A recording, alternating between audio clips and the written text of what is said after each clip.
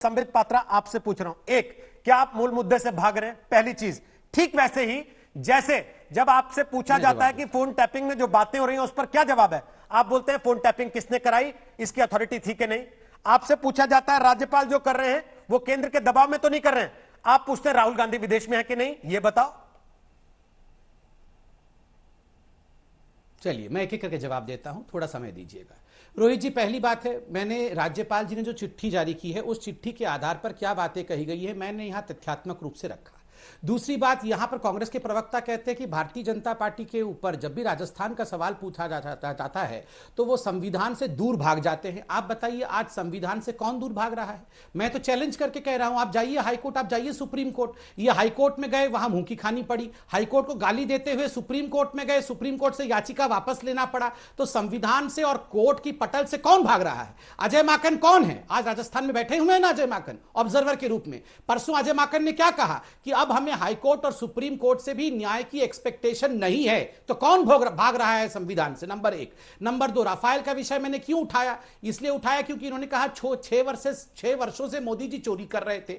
मैं यहां बताना चाहता हूं कि अगर संविधान पे विश्वास है, और अभी ये कह रहे थे अगर जांच हो जाएगी, अगर कोर्ट में राफेल चला जाएगा तो क्या होगा? राहुल गांधी फिर से माफी मांगेंगे। माफी मांगे थे ना जाके नाक रगड़ के कोर्ट में झूठ बोलने के कारण। चौथी बात, यहां पर एक सच्चाई तो इन्होंने कह दिया। इन्होंने कहा कि जो मूढ़ व्यक्ति, मूढ़ मतलब मूर्ख होता है, मूढ़ व्यक्ति होता है वो ज्ञानी पर आरोप लगाता है। बिल्कुल सही बात है एक मूढ़ व्यक्ति, है एक मूर्खा व्यक्ति जो बार बार आरोप लगाता है और फिर माफी मांगते रहता है। और चौथी बात, मैंने राहुल गांधी की बात क्यों कही विदेश जाने की, क्योंकि आज चाहे गहलोत जी हो चाहे इनके सारे प्रवक्ता हो, ये अटैक करते हैं मोदी जी के ऊपर। ये क्यों नहीं चिट्ठी लिखते हैं राहुल गांधी को, क्यों नहीं मिलते हैं राहुल गांधी से? क्योंकि राहुल गांधी नहीं है। मैं अंत करता हूं ये कह के, रोहित जी, अगर आपने यही सवाल मोदी जी के लिए, अमित शाह जी के लिए या जगत प्रकाश नड्डा जी के लिए पूछ लिया होता कि नड्डा जी देश में है या विदेश में है, संबित पात्रा या कोई भी बीजेपी का प्रवक्ता छाती ठोक के कहता अरे मेरा अध्यक्ष काम कर रहा है, फलाने एड्रेस में है, जाओ देख लो जाके। पूछो, आप इनके अध्यक्ष से पूछो। मैं कह रहा हूं राहुल गांधी विदेश में।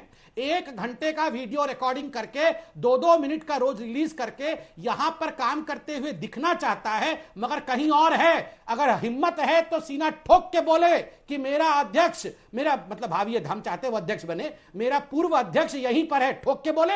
मैं ठोक के बोलता हूं मेरा अध्यक्ष यहीं पे है, ठोक के बोल रहा हूं मेरा प्रधानमंत्री काम कर रहे हैं। बोलिए अखिलेश प्रताप सिंह, बोलिए अखिलेश प्रताप सिंह। देखिए, इन्होंने सबसे पहले शुरुआत की कि अगर कोई गलत हो रहा तो सुप्रीम कोर्ट क्यों नहीं जाते, हाई कोर्ट क्यों नहीं जाते, कोर्ट है, कोर्ट होती। हर अपराधी यही कहता है कि अगर जब मिली भगत करके वो अपराध कर लेता है तो फिर यही कहता है कि जाओ भाई कोर्ट जाओ। तो सरकारें फिर किस लिए हैं, व्यवस्थाएं फिर किस लिए हैं, संविधान किस लिए है, कानून क्यों है, एक्ट क्यों है? हर आदमी को फिर छोड़ दो जाए, जो चाहे, जो जबर पड़े वो अपने जबरई करे, और सत्ता बस बैठ के मलाई काटने के लिए हैं। ये बन के आए थे चौकीदार, बोलते थे हम हैं चौकीदार, और निकल गए हिस्सेदार। कहते लाएंगे अच्छे दिन, सबको कर दिया बर्बाद।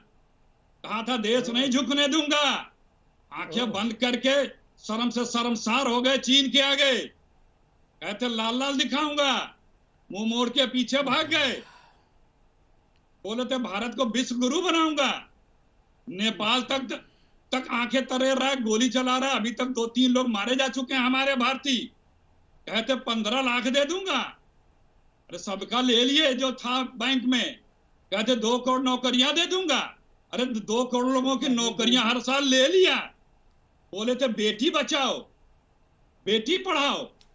ये चुनौती साबित हुई। इनके राज्य में बलात्कारियों के साथ सपोर्ट करती है अभी इनकी सरकार बीजेपी की। बोले थे बुलेट ट्रेन चलवा दूंगा, रेल मंत्रालय बंद हो रहा है, एयरवेज बंद हो रहा है, बीएसएनएल बंद हो रहा है, जिसमें डायरेक्टर एनजीसी का बड़ा बैंक करप्ट होता जा रहा है, भारत पेट्रोलियम बिक रहा है। कहते देश बिकने नहीं दूंगा, सब कुछ बेच डाला। आज लोगों को पता लग रहा है कि देश में कितनी संपदा कांग्रेस ने 60-65 वर्षों में खड़ा की थी कि हर रोज अरबों खरबों का बेच रहे, फिर भी अभी बिक ही रहा है। अखिलेश जी क्या बातें करोगे, सब चीजों पे बोल रहे हैं। मत भूलो ये देश की जनता है। अखिलेश जी, आज नहीं कल आपकी बारी आएगी।